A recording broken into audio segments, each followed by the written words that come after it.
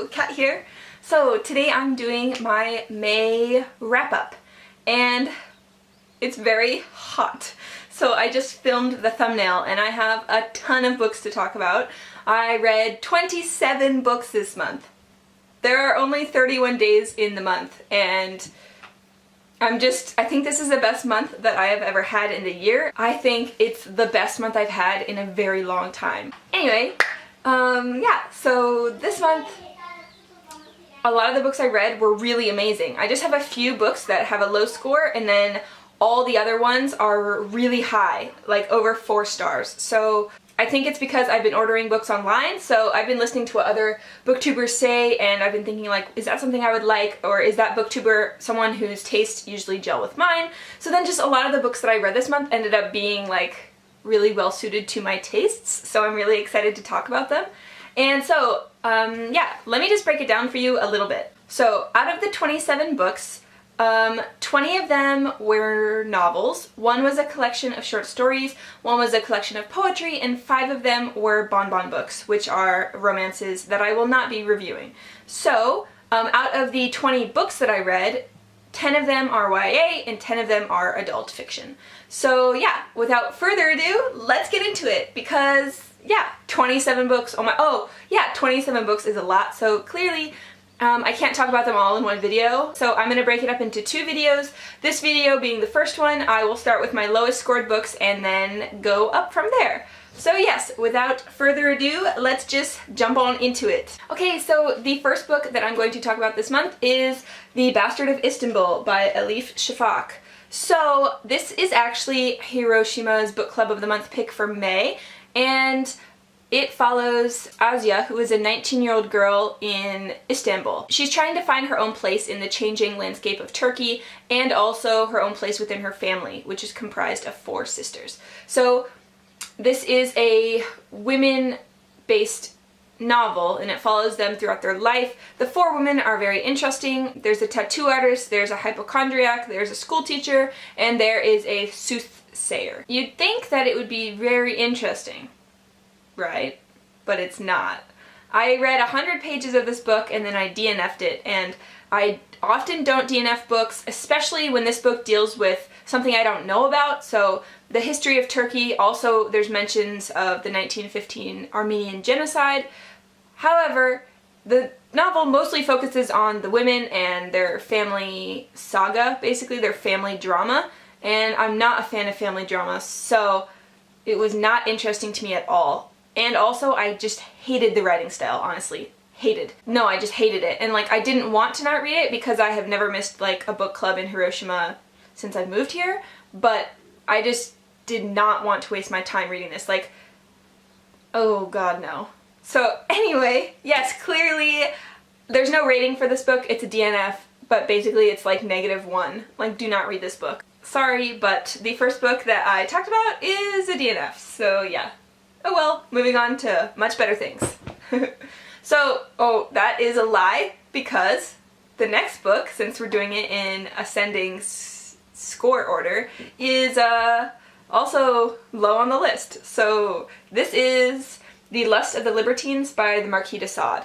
So when I first picked this book up, I was thinking that this would be an interesting look at the person who is the S in BDSM. So if you don't know, one of the meanings of the S in BDSM is sadism, which is named after the Marquis de Sade. So Sade becomes sadism. Yes. So if you don't know, sadism, the definition is to derive pleasure from pain or suffering of another. I thought that this would be a representation of kind of the BDSM lifestyle or something like that. Like, nowadays there's a lot of representation, whether it is true or not, whether it is healthy or not, in culture and media. Like, think of one that's not, but very famous, 50 Shades of Grey, and then there's one that I've read that is very good, Whip Smart. Yeah, I was intrigued to read this and see why they basically named a letter of sexual subculture after him. So this book is basically just a list of 447 depravities of the Marquis de Sade. So he was a bad guy and they locked him up in the Bastille for a decade. 10 years. In fact, 32 years of his life were spent either in prison or the insane asylum, and he only lived to be like 72 or 74, I forget. But anyway, the majority of his life he spent in prison and insane asylums because he is not a nice person. He is not a good person. Yes, and this book is terrible because it is actually just a list of 447 things that you could do to other people to hurt them or kill them. So like major trigger warnings in this book for, let's see, abuse, violence, sexual violence, rape, bestiality, incest, pedophilia, murder, basically anything that could be construed as sexual probably is somewhere in this book. So I think that I read the first chapter, which is called The Circle of Excrement, and things went downhill from there. So you know shit is gonna be bad when the first chapter is called The Circle of Excrement. Yes, okay, so there is a lot of love of poopy time, and there's a lot of love of other bad things, like horrible things. And like by the time I was halfway through, I was kind of like numb to it. It was repetitive and vile and disgusting. And by the end of it, I was just like, oh, thank God it's over. Like, thank the Lord it's over. So I would overall rate this book a 0.5 because I would never reread it and I would never like recommend it. However, I'm not totally annoyed that I read it because it is a facet of like BDSM culture that I understand now. Like the original S in BDSM for sadism is intensely violent. It is not just like spanking someone. It is like horribly violent. So like the S has a long history, as I'm sure maybe the other letters do, but the S has a long history, and yeah, so I learned that from this book. But overall, do not recommend. Like 10 out of 10 disturbing. Okay, so the next book that I'm going to talk about is not a book at all. It's a collection of poetry by Warsan Shire, who is a Kenyan-born Somali poet, and this is called Teaching My Mother How to Give Birth. So already we're jumping up to 3.5 stars, which is what I give this book, which is not a bad rating at all. So the reason that it has 3.5 stars is because I found myself largely torn between loving a poem and feeling like, I don't care that much. Oh, this collection deals a lot with Warsan Shire's experiences of growing up in Islamic culture and also how she is finding being herself and integrating into living abroad once she immigrates from Africa. I just thought I would read you my favorite lines. So, for instance, one of the poems that is my favorite in the whole thing is called Kitchen, The Kitchen. Yep. So I will just read you my favorite lines. They're the last 3. It says, almonds soaked in rose water. Your husband is hungry. Sweet mangoes and sugared lemon. He had forgotten the way you taste. Sourdough and cumin. But she cannot make him eat like you. Shivers. Nice. And then also, there's a whole section where it's not so much poetry as it is like paragraphs. So I believe there's like 4 paragraphs, and the title is Conversation from Home at the Deportation Center. So she talks a lot about how she feels as an immigrant and how people don't accept them, and how she's trying to explain to them why they are immigrating. Like, no one would do it if circumstances weren't forcing them to. So she says, I want to lay down, but these countries are like uncles who touch you when you're young and asleep. Look at all these borders, foaming at the mouth, with bodies broken and desperate. About half of everything in here I loved, and the words just are so gutting. Like the juxtaposition of beautiful language with just the topics I found so gripping, while the other ones I wasn't as in love with. So overall I give this 3.5 stars. Yeah. Oh, and also fun fact, I believe Warsan Shire helped write some of the lyrics for Beyonce's Lemonade. So that is cool. Okay, so please don't hate me, okay? So the next book in this list is Courtesans and Roses by Sarah J. Maas. So overall I gave it 3.9 stars. It's fairly good, and it does okay as a retelling of Beauty and the Beast. So let me just tell you what it's about if you don't already know, because clearly you live under a rock or something. So it follows Farah, I think is how you pronounce her name, and she is hunting in the woods to help support her family. And one day she's going after a deer, but then she sees a wolf also hunting the deer, so she decides to hunt the wolf instead. So she kills the wolf and she takes it back to the house, skins it, and is going to sell the pelt and the meat. And then a magical being comes, Tamlin, and he says that the wolf she killed wasn't an ordinary wolf, it was a magical being, so her life is now forfeit, and she has a choice. She can either die or go to live in the fairy realm for the rest of her days as punishment.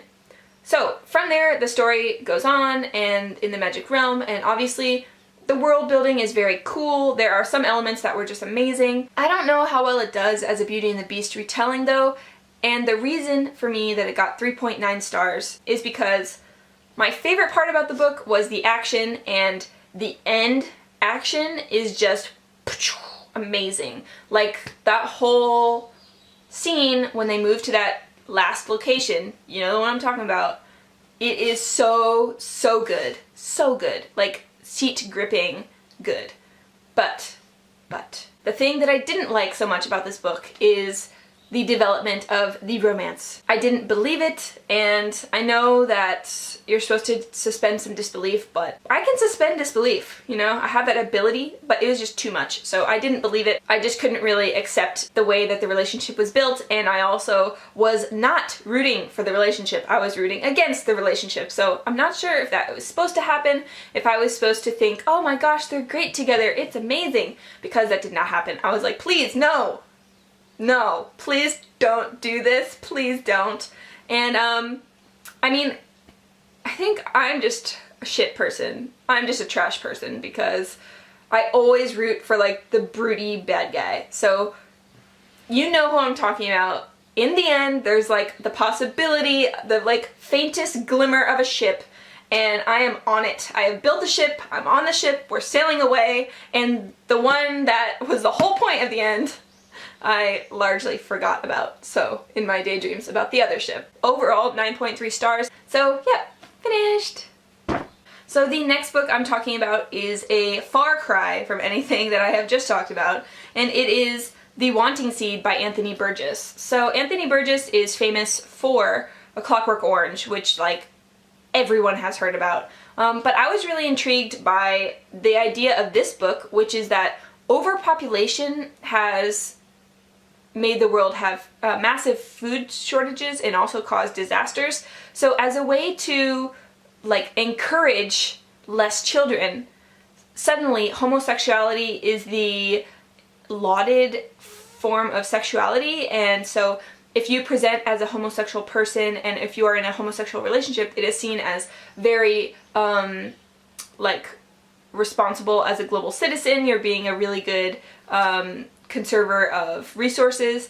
It really reminded me of like if Orwell and Hemingway got together and created a like sparsely but extremely well written dystopian novel that has a lot of humor and a lot of shock. This book did some things that were completely shocking, but then at other times I was laughing off my ass because it is so funny. I think it's also a very important book because some of the messages in the book, at first you think the book is arguing one way, but then like it changes, and then basically I think the book laughs at thinking that any way to solve a problem globally could ever work wholly. I think it laughs at, you know, the human experience and trying to have a solution for everything. One of the other things to note is that his vocabulary is amazing. So like every one of these pink notes is a word I didn't know. If you're fine with basically the classic kind of dystopian writers, then I would definitely pick this up. It's really intriguing and really thought-provoking. The next book on this list I think is also a very popular one on BookTube, and it is Red Queen by Victoria Aveyard. So this book exactly follows the classic YA dystopian fantasy formula, like to a T. So, oh look, guess what? There is a hierarchical society where the higher-ups have powers, those are the silvers. And the lower downs, they don't have powers, so they're the reds. And, oh look, there's a chosen one who, her name is Mare. it's discovered that she doesn't really fit into either one. Wow, shocking. She meets a prince. She meets a few princes. Basically, stuff goes from there. It's not that I didn't find this really enjoyable, and it's not that I didn't find it entertaining. It's that I just wanted a little more. The saving grace of this book, why it didn't get lower than it did, is because of the twist at the end, which I did not see coming at all. So that for me was the highlight, but a lot of elements in this book I just found very cliche or overdone, or I've seen it a million times. So I just needed something else to sink my teeth into. So I don't know if I will be reading the next in the series. I'm not sure. Maybe eventually. So overall, I gave this 4 stars, but the one line that I loved in this book was when someone asks Mare a question in the end, and she asks them to choose something, and then she says, "I choose," and I was just like, girl, get it. You get it. Good girl. Nice. Yeah. But overall 4 stars, because moments like that were rare. Yeah. So moving on. Okay, so of the books we just talked about, when I was talking about Aquatar, I said I thought it was kind of a poor retelling of Beauty and the Beast. And then when I was talking about Red Queen, I said that it was kind of formulaic YA and it didn't give me anything extra. Well, let me introduce this little beauty here, Cinder by Marissa Meyer. So this book is both a retelling and a YA that could have been very formulaic, but it gave me a bunch of things to think about other than the formula. So if you don't know, this is a retelling obviously of Cinderella, but the thing that makes it so amazing is the world and the characters. So Cinder is actually a mechanic in New Beijing. She's also a cyborg. Just let that sink in. A Cinderella mechanic cyborg. Yes, when I'm talking about something extra to give me, that's what I'm talking about. Like, I want a cyborg Cinderella.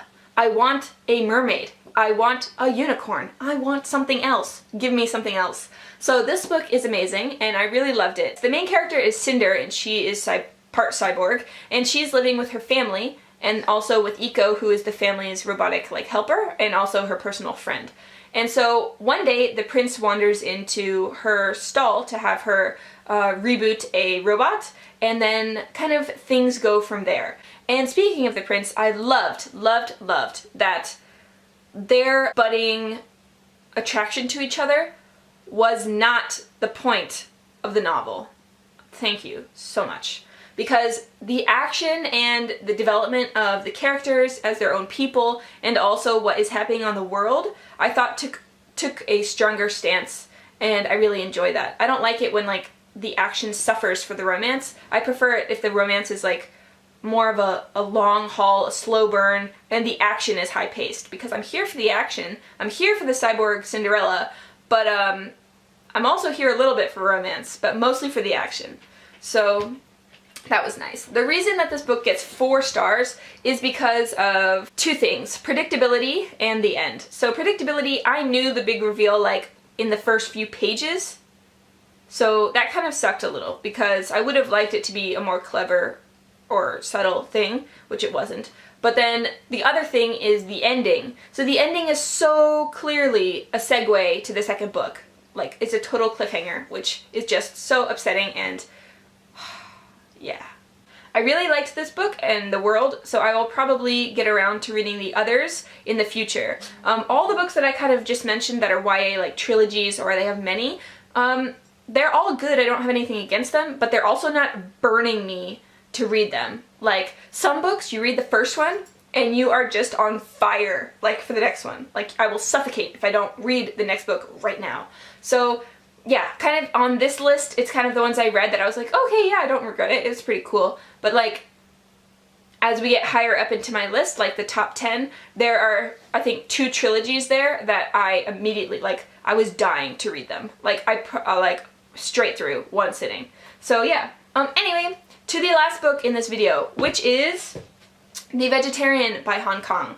So this book got a lot of attention recently, and it won the Man Booker Prize last year. So this is a book following a woman in South Korea as she changes into something that nobody recognizes or that society doesn't deem is appropriate. So I feel like this book, I went into this book with really high expectations, and I'm like unsure if they were met, because I think I'm coming at this book with a little bit more experience than most. Before Japan, I lived in Korea for 2 years as a vegetarian and obviously as a woman. So I had a lot of opinions about what I wanted to be in this book and how I wanted them to explore Korean culture and how I wanted them to like open discussions. And I'm not sure exactly how well it did it. But yeah, so let me just get into it. So the woman, one of the first things she does that is seen as such a transgressive act is she decides she's not going to eat meat anymore. So she throws out all the meat in their apartment and she tells her husband, no, I'm not going to eat it. And then she doesn't eat it when they go out. And if you have never lived in Korea, you probably don't understand why eating meat is such a big deal, but it is extremely tied to masculinity, fertility, and virility. It is extremely important to Korean people to eat meat like every day, and also like it's a community thing, like they meet up and eat it, they grill it, it's a huge part of their culture. So for her to reject it, her husband is worried, her friends are worried, her family's worried, and then also furthermore, like when they go out to eat, it's seen as a huge sign of disrespect, like to people who are offering her the food for her to not eat it. But it's not only about that. It's definitely not only about that. It straddles the line between like sensual erotica art and crazy, and surrealist crazy. So that's how I think this book, it started out very strong and I was really into the message of the book. And then as it went on, I was less sure about the message, and I was more just enjoying it for the story. You're not sure if the main character is crazy or if she is sane, so then it's hard to judge the actions of like what people do to her and what people do around her and how they try to help her, because if she's insane, their actions might be seen one way. If she's sane, their actions might be completely the other way. So it left me feeling a lot of feelings. I'm still not really sure how I feel about it, except that I know that I really want it to be a conversation opener for Korean culture. Personally, I would have liked if this book had stayed more to Korean culture in reality rather than delving into surrealism and abstractions. Not that the abstractions weren't cool and weren't like artistic, but I think a real conversation needs to be had about Korean culture because I see it a lot, like friends back home and also tourists that come and tourists that came when I was in Korea and also to Japanese people.